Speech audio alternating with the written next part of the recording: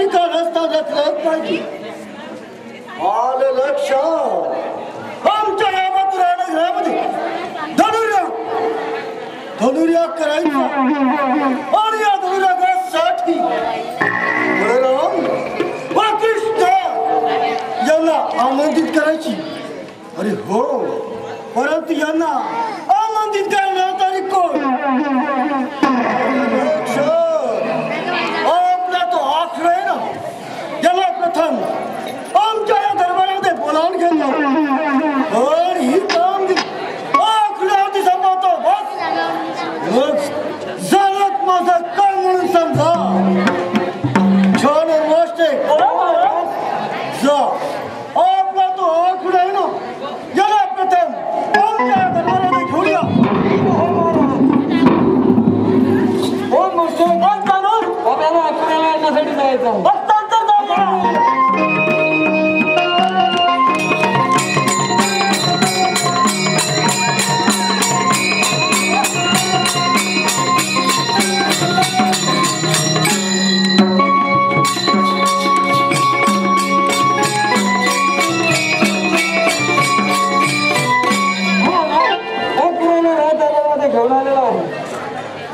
महाराजांचा विजय असो.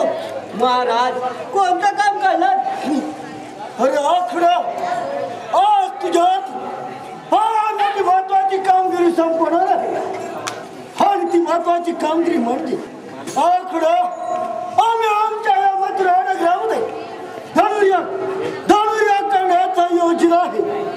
आणि या धनुर्यागासाठी बलराम व कृष्ण यांना आमंत्रित करायचे आहे. म्हणून म्हटलं आखडा तू गोकुळामध्ये जाऊन बलराम व कृष्ण यांना आमच्या या मथुरा नगरामध्ये धनुर्यागासाठी घेऊन यायचं आहे. अरे आखडा, ही कामगिरी तुझ्या हाती संपवत आहे. महाराज त्याची मुली चिंता करू नका. मी स्वतः गोकुळामध्ये जाऊन श्रीकृष्ण आणि बलराम यांना आपल्या दरबारामध्ये हजर करतो. येतो. ठीक आहे.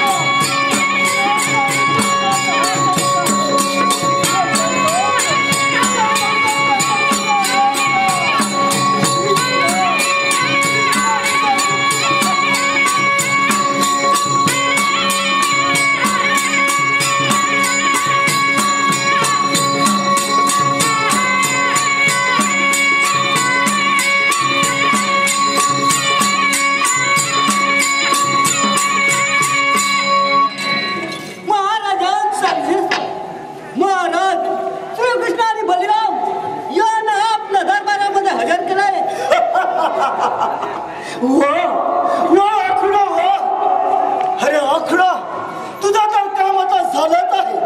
तू जाऊ शकतो. येतो मी. हे नारदा, कंसाची भविष्यवाणी सांगितली.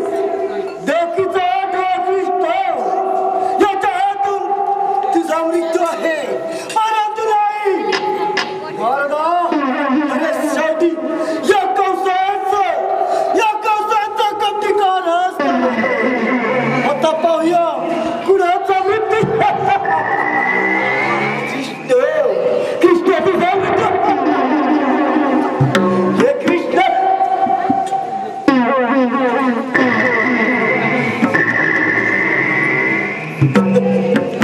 खोर बाळकृष्ण, बाळकृष्ण,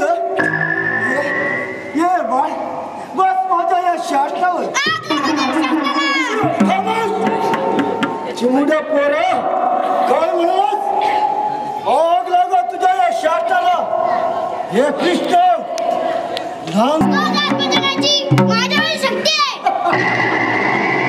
काय म्हणे? हा चिमुडा पोर तो खास पचवण्याची म्हणे माझ्या अंगामध्ये अशक्य आहे. हे कृष्ण, अरे तुझ्या अंगामध्ये अशक्य आहे ना, मग वेळ कशाला? युद्धाची तयारी. ठीक आहे. छान मस्त. प्रथा